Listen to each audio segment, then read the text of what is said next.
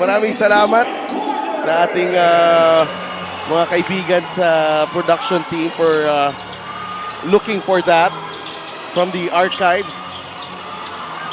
Soberano for 3. No. May hirit pa dito eh. May hirit yung katabi ko eh. Ba't ang payat ko daw doon? Isn't that what I said? I just used a different word. Look how young you were. Akala ko na-gets mo. Yeah, I was young then. But I want to correct myself. I thought I saw the possession arrow seconds before or after the third quarter, after that buzzer beater. Because I thought Pangasinan would have first possession, but instead San Juan. Well, there was a change some possession. Yeah, there was a jump ball earlier. Yeah.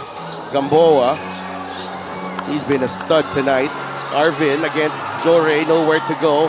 Soberano for 3, no. Marquez rebound, still no go. That's The foul. Yeah, Mabulak. That's a foul on Mabulak, clearly. Marquez had a chance for another rebound after the initial miss on the first offensive.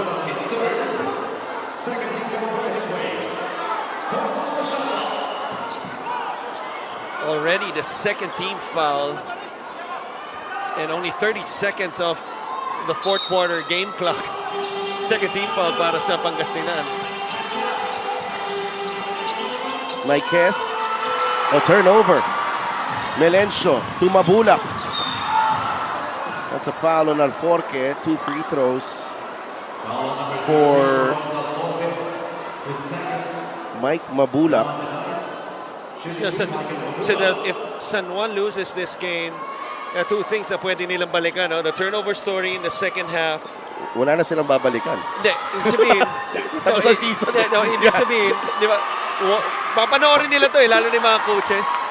Diba, yung turnovers in second half, you know, after relatively taking care of the ball in first half, only committing 5, already has 8 at this point. Yeah. And that 3-point shot. Yeah, we'll talk about that more after this report from Gianna Llanes. Go ahead, G.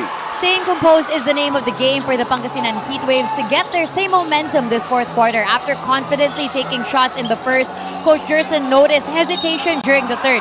So he had a simple reminder last huddle na kahit tinatakpan sila ng kalaban, tumira pa rin ng tumira. It's all about bringing that confidence back for the Heatwaves right now. Back to you guys. Maraming salamat, G. After losing that big lead, and I think both teams, it applies to both teams. I think in this do-or-die game, turnovers, kahit sa anong point pa yan ng ating laro. Boss Monching Talisayon, also here in the building, supporting San Juan for sure. AC is fouled by Bonga Lanza. Kahit saan point pa yan, it could be costly. But here for San Juan, nakikita natin yung timing ng kanilang turnovers because they cannot build the momentum they need to get some separation because they all kanina that was a chance to take the lead again, right? And they commit another error, and because of that, no, yung turnovers nila sa second half na napakarami, 15 fast break points na, 6 more already compared to the first half, as we have a coach's challenge. Upon review, the challenge was unsuccessful. Ball on the floor stays. Foul on number 54, Bonga Lanza is second. This is a big call, considering that it's been a tight ball game here. That foul on Bonga Lanza. Medyo mahirap yung anggulong yun, pero it looked to be, it looked to be landing spot para kay Soberano. Well, his momentum just carried him over all the way to AC, and sinubukan niyang iwasan. He was trying to go to the right side, no, papuntang baseline, but didn't just quite get there sa gilid, no? Kaya medyo bumagsak itong si Soberano. 64-62. Ganda ng free throw clip ni AC Soberano. You're watching us right now, Eman Calo, former MPBL champions. Ano na ngayon? After na-eliminate ang Basilan, panalay season na siya. Right. So may championship daw sila, Team Udtat Pagalungan. So good luck sa inyo, Boss JJ Habilosa. And also watching, binabati din natin Mayor Emerald Bakuli from Luba Abra. From our good friend Coach Ansay, Dan Michael Caneba. What a move! Ganda naman nun. That's Michael Mabulak with a finger roll. It's a 1-point game. What a beautiful fake handoff on top by Mabulak to open up the lane, that middle lane, and finish with the left. Nathan against Collado. Papa Ray, the spin to the baseline. Naubusan ng ere si Papa Ray. Here's Bulanadi. He's open. Bulanadi, jumper, won't go. Maikes. Recovered by Wamar. Bulanadi is behind him. Gamboa is open. That's a 3. That won't go. Rebound ni Gabo. Ahead to Bulanadi. Ball knocked away. Recovered by Maikes. Fouled by Napoles. Action has been non-stop here. A poor decision that time by Bulinati. We all know our officials, no? Talagang pinapalaro lang yung mga player sa mga ganong sitwasyon. It's a reminder to everyone, we still have a game 2 tomorrow between Batangas and Binyan. Inside they go. Napoles, Mintes. Rebound Maikes. He has not been scoring a lot, but Dexter Maikes, he's been at it with the 50-50 balls.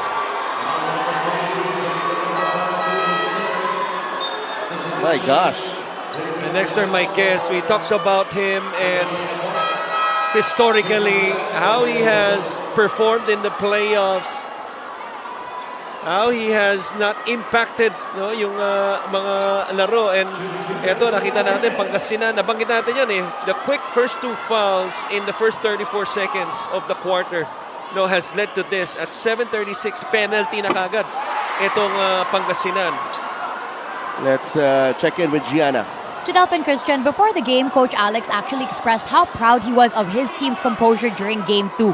Na walang napikon kahit umiinit na ang laro. And that same composure is what he wants to see to finish out this series. Aminado siya na napaka-flat ng umpisa nila. But throughout the game, his team continuously adds dimension, believing if they can keep this up, they will get this win. Sa depensa, he said they just really have to focus on that. Pero sa opensa, he reminded them that 1 minute into the fourth quarter, naka-penalty na ang kanilang kalaban, so they have to take advantage of it. Back to you guys. Maraming salamat, G. And San Juan showing a lot of composure right now. They have extended the lead to 5. The foot was on the line para kay Nico Panganiban. But Dexter Maikes, how many 50-50 balls, how many loose balls has he grabbed here? Especially in the second half, Christian. Ang dami na. He's played a big role here. Now, we talked about San Juan, their bounce-back performance in Game 2. The big difference was the offensive rebounding na dinoble nila, no? From 6 to 13. That has been also the case tonight. San Juan having 14 offensive rebounds or extra possessions compared to only 7 for Pangasinan. The last one really costly after missing 2 free throws. Dexter Maikes, sa kanya pa bumalik ang bola, finding the open man on the other side na si Panganiban. 69-64. Panganiban will launch the 3. And he misses. Gabo ahead to Magoliano. Dangerous pass right there. And Panganiban whistled for the foul. That's something that Gabo is never afraid to try, as the foul off the ball, no, with a smaller defender. And Orlando Omar, we saw him getting a bit frustrated with that decision from Nico to take the 3-pointer. Right, and the isolation play. Dapat atakihin niya dahil alam niya nasa penalty na itong Pangasinan. So settled that time. Gabo inside the lane. There's a foul.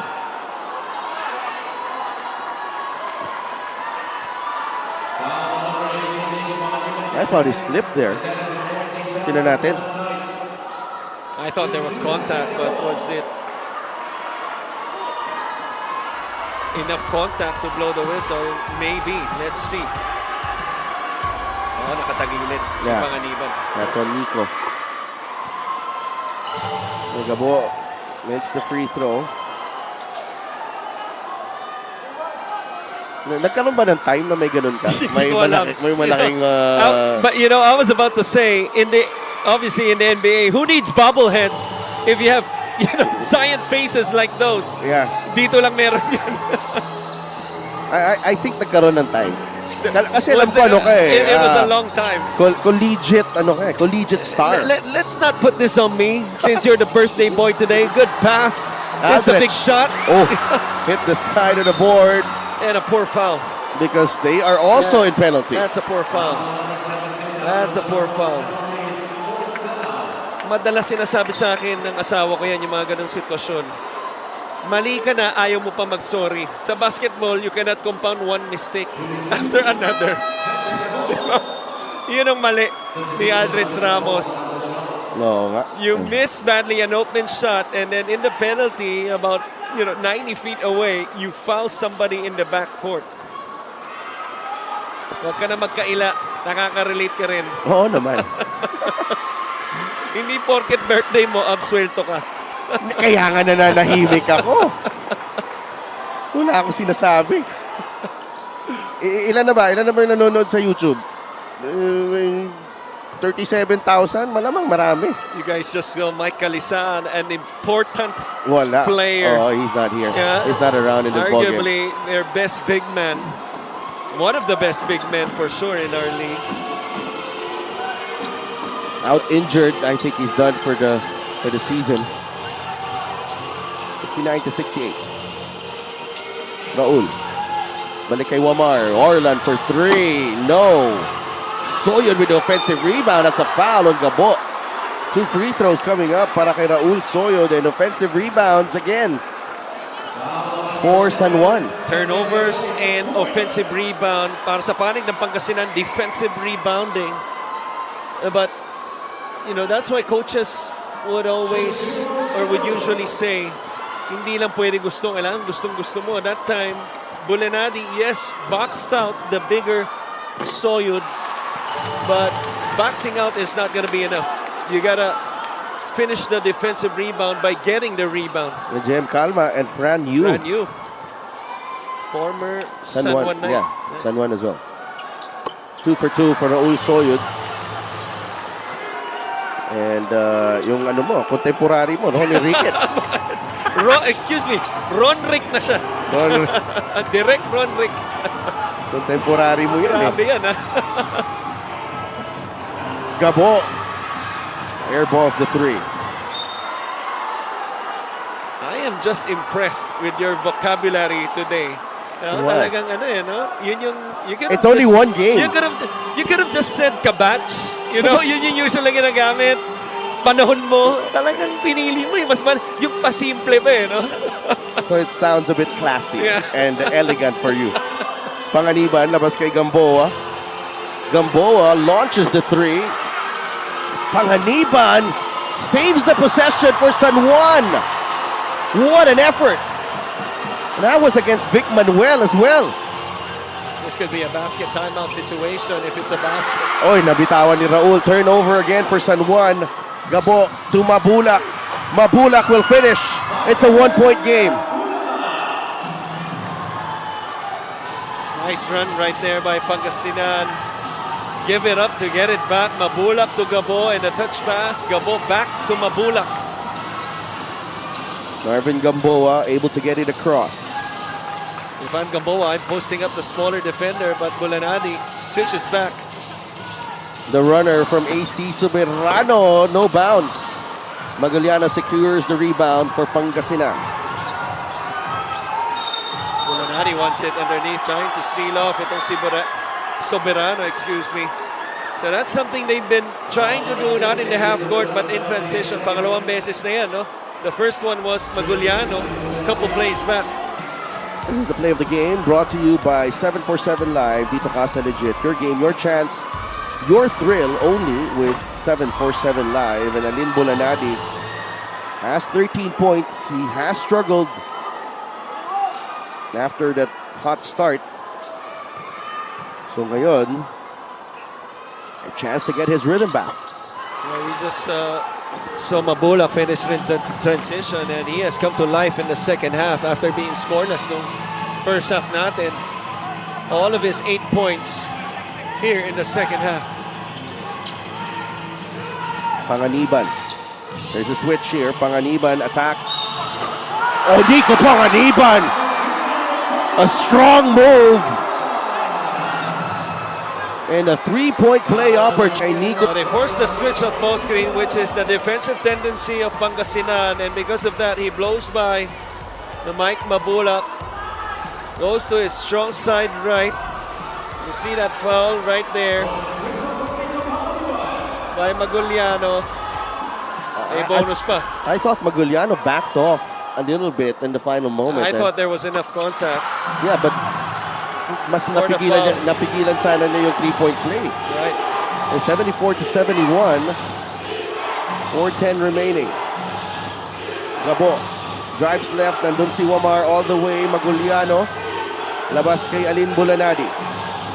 Bulanadi, there's a switch. He launches the three and he continues to miss. Manuel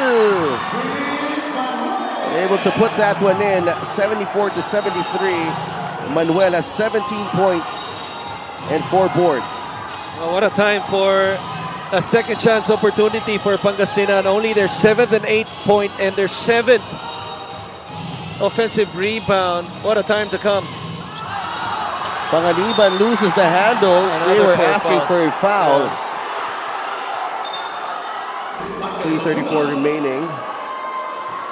Mabulak at the free throw line. Lamang ang San Juan. Pasensya ka na eh. Nakita ko na yung contemporary ko eh. Na si Roderick eh. Kaya akala ko ganun din si Miss Abisamis.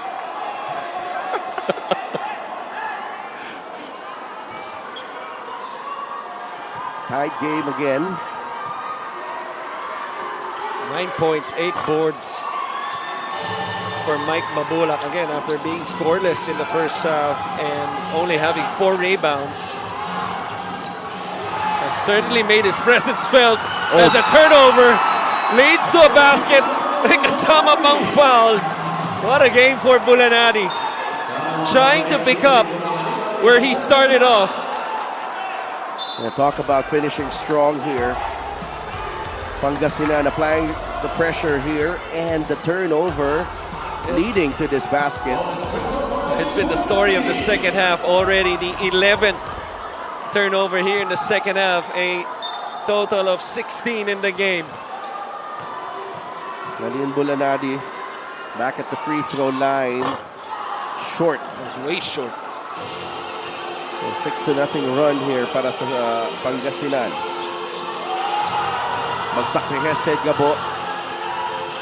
Gamboa, dire-diretso. Oh, lost it. Lost the handle on the way up. That's a lucky break. Bulanadi. Back shot won't go. Soyud with the rebound. 3 minutes remaining. Wamar waits for Raul. 8 lead changes, 5 deadlocks in this ball game. Mostly here in the second half. That's a foul on Alin Bulanadi.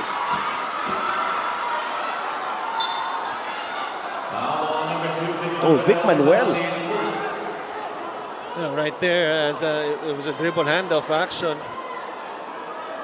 And trying to pitch the ball, no, or hand off the ball to Orlan Wamar right here. But as he turned, Yeah, that even before the handoff, yung hawak dun sa bewang. Manuel, medyo Vic Manuel. na-dislodge itong si Maikis.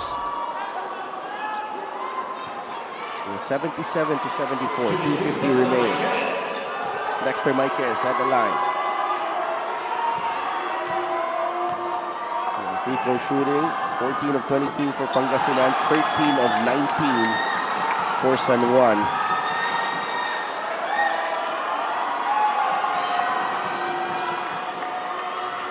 Dexter Maikes,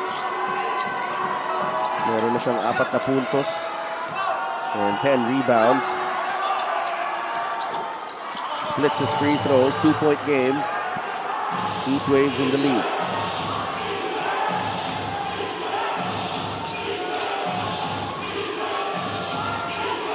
They're going to go to Vic Manuel on the post, I believe here. Against Raul Soyud. Mataas yung tanggap ni Vic. Pero si Raul nandun.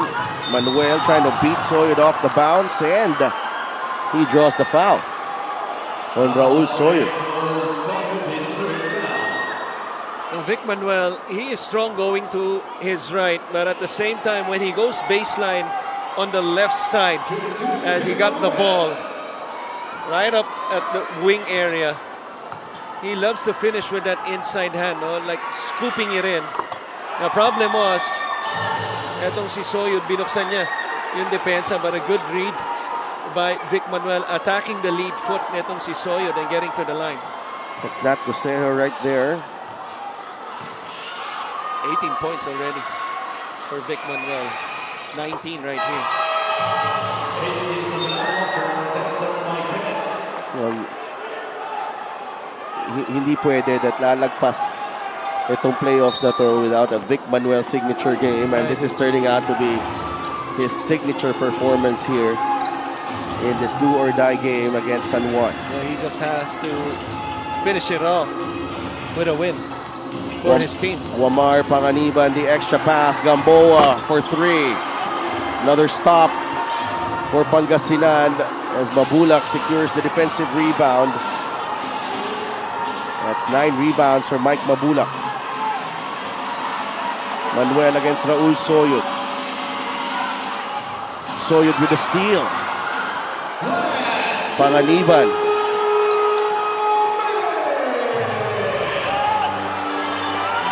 Gamboa, if hindi nabigay kay Raul Soyud, here's Nico. He'll try to test the defense of Mabulak. Off-balance shot. That doesn't work. Mabulak.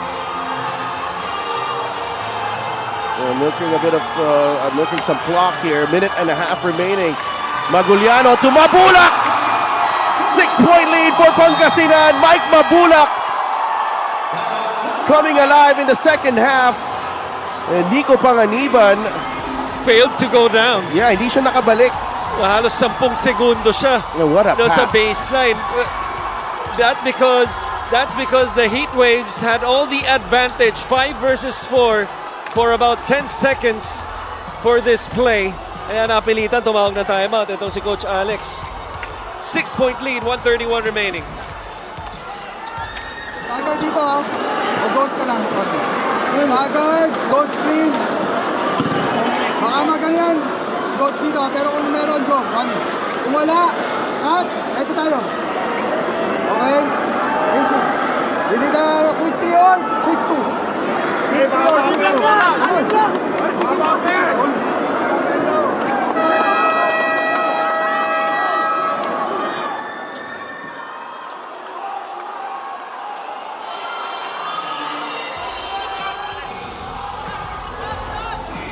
Mike Mabulak, JP Magulian, and Vic Manuel combining for 29 points in Game 2. They've been superb here in this do-or-die game.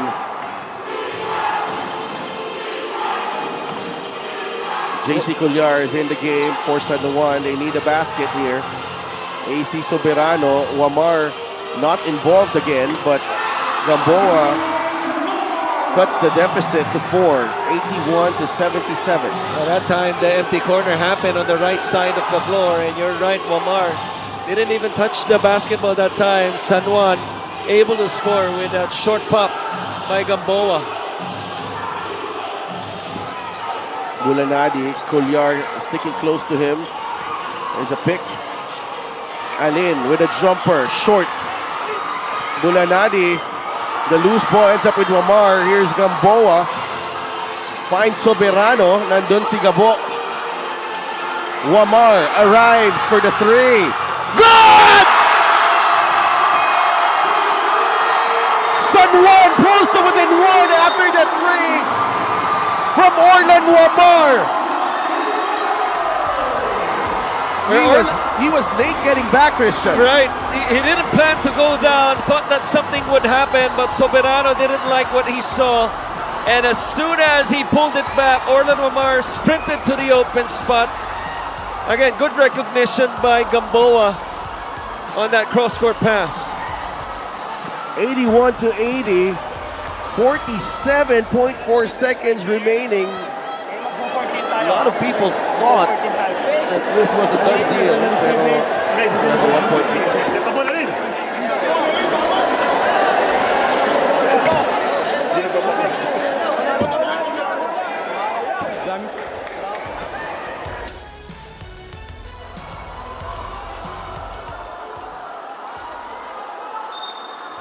Coach Jerson Cabiltes with perhaps his most important timeout of the season.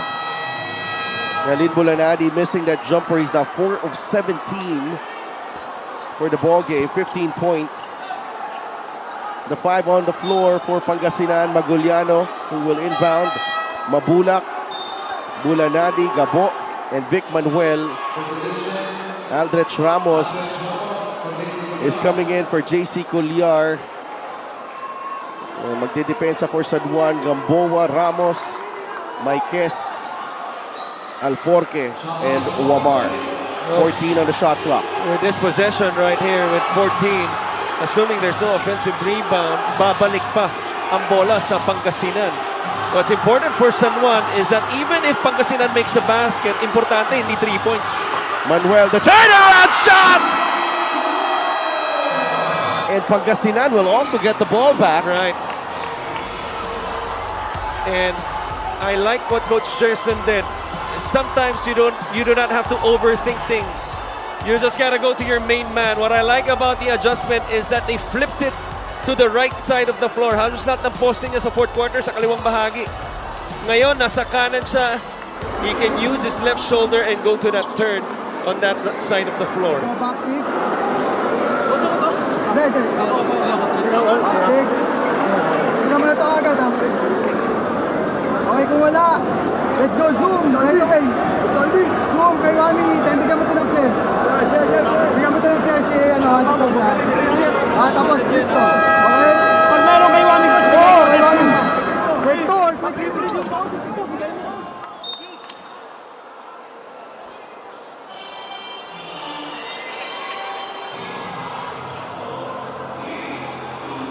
What do you make of that timeout from Coach Alex, Christian? Well, I heard a zoom action right there. I'm gonna expect it to be for Orlan.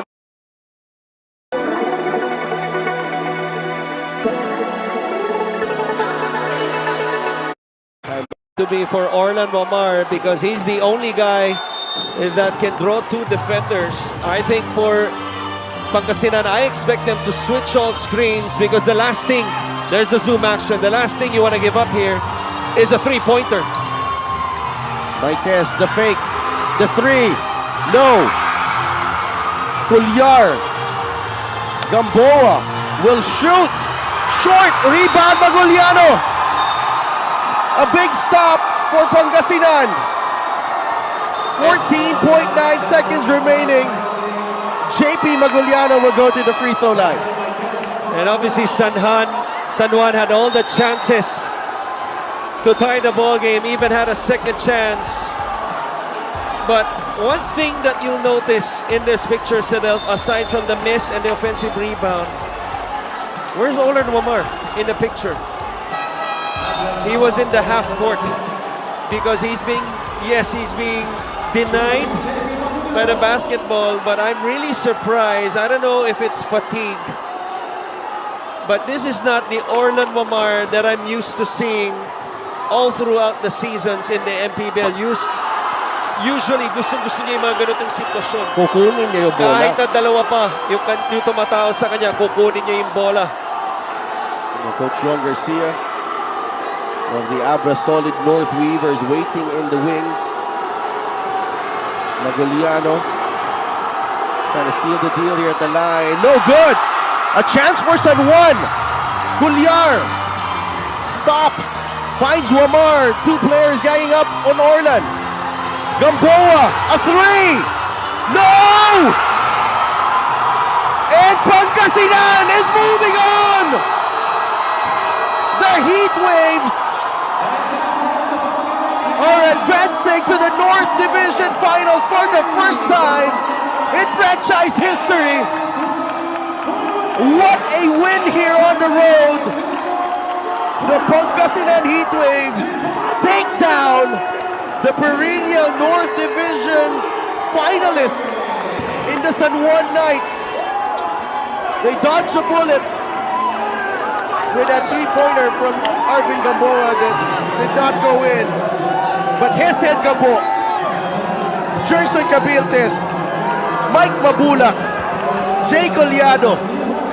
It's been a while since they've tasted this. And they're coming back to a place where they feel they belong.